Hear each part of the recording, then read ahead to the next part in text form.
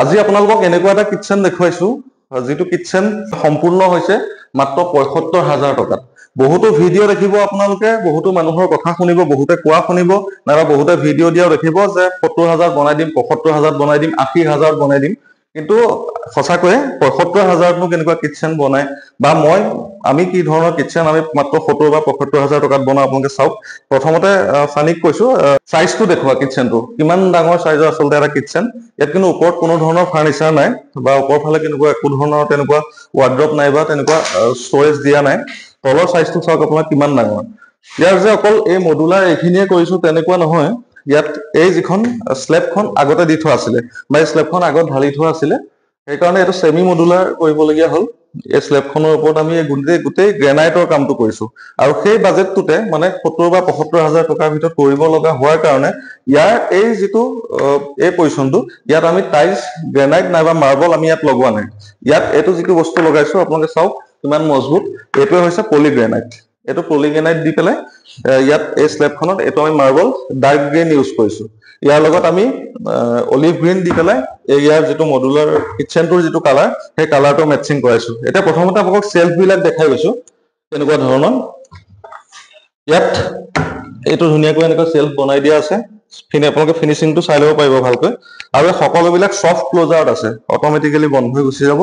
এনেকুৱা ইয়াত কিন্তু কোনো ধৰণৰ নৰমাল যি কবজা হয় তেনেকুৱা কবজা ব্যৱহাৰ কৰা নাই নাইবা ইয়াত কোনো ধৰণৰ ম্যাগনেট ব্যৱহাৰ কৰা নাই মানে এইটো বুজাইছো যে যদিওবা এটো কম খৰচত কিচেনটো বনাইছো তথাপিও কিন্তু ইয়াত যিবিলাক বস্তু ব্যৱহাৰ কৰিছো ইয়াত চিপ টাইপৰ মানে বা সস্তীয়া ধৰণৰ কোনো বস্তু ব্যৱহাৰ হোৱা নাই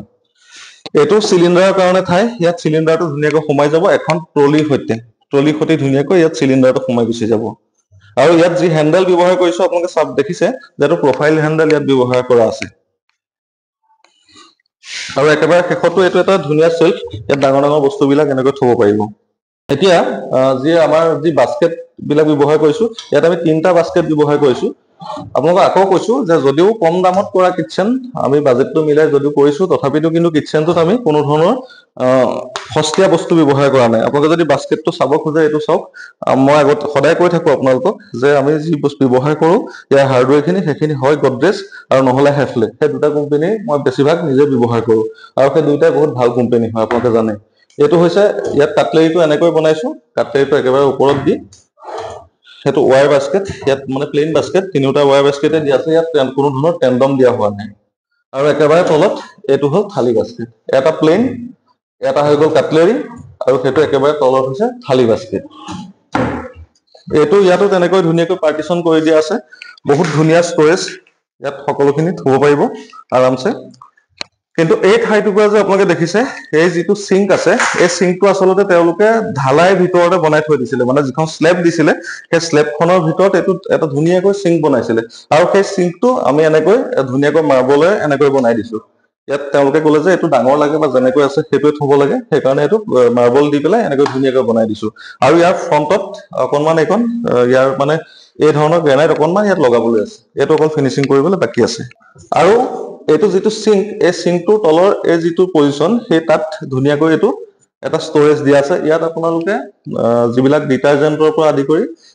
বাসন বৰ্তন ধুতে যিবিলাক বস্তু ব্যৱহাৰ হয় সেই সকলোখিনি ইয়াত থৈ দিব পাৰিব ধুনিয়াকৈ সব এই জায়গাটো কিন্তু আমি একেবাৰে অদৰকাৰী কৰি পেলোৱা নাই আৰু একেবাৰে শেষত আহিল এটো এটা বহুত ধুনিয়া ষ্টৰেজ ইয়াত আসলতে ইয়াতো এটা বাস্কেট টাইপৰ এটা বস্তু থাকিব হেতু এটা লগোৱা হোৱা নাই লগোৱা হ'ব তেনে আপোনালোকে চাওক এটো এটা 14 ফুট ডাঙৰ পাকঘৰ এটো অকনমানি পাকঘৰ কিন্তু একেবাৰে নহয় এই গোটেই পাকঘৰটো ইটো মূৰৰ পৰা এটো মূৰলৈ সম্পূৰ্ণ 14 ফুট আছে এই কামটো চলি আছিল আমাৰ গোলাঘাটত ইতিমধ্যে আমাৰ 5টাতকৈ অধিক কাম চলি আছে আৰু তাৰ মাজতে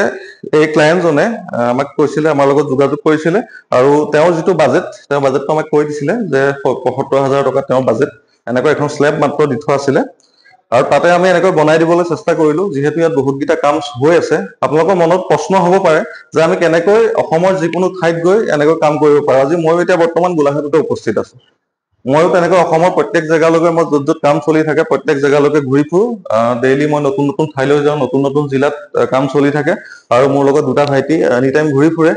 এজনে হে কেমেৰা কৰি আছে আমাৰ সানি ভাইটি এতিয়া সেইকাৰণে আপোনালোকৰ মনত হ'ব লগা যিবিলাক হ'ব পৰা প্ৰশ্ন সেই প্ৰশ্নখিনি উত্তৰ দিয়াৰ চেষ্টা কৰিছো যে কম খৰচত কেনেকৈ কৰিব পাৰো, মানে যে একেটা ঠাইতে যেতিয়া বহুত কাম চলি থাকে তেতিয়া বহুত মিলাব পৰা হয়, ট্ৰান্সপৰ্টেশ্যনৰ পৰা আদি কৰি আমাৰ মানুহৰ যিখিনি ইয়াত ৱৰ্কাৰ হয় সেই তেওঁলোকৰ খৰচখিনি মিলাব পৰা হয়। সেইকাৰণে আমি আপোনালোকক এটা ধুনীয়া কাম কম খৰচত উপহাৰ দিবলৈ সক্ষম হওঁ।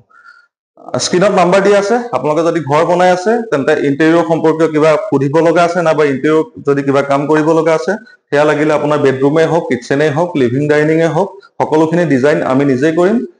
নাইবা আপুনি আপোনাৰ ফালৰ পৰা ক'লেও আপোনাৰ মতে আমি আপোনাৰ তাত ডিজাইন কৰিম অতি কম খৰচত। নাম্বাৰ দিয়া আছে, যোগাযোগ কৰিব।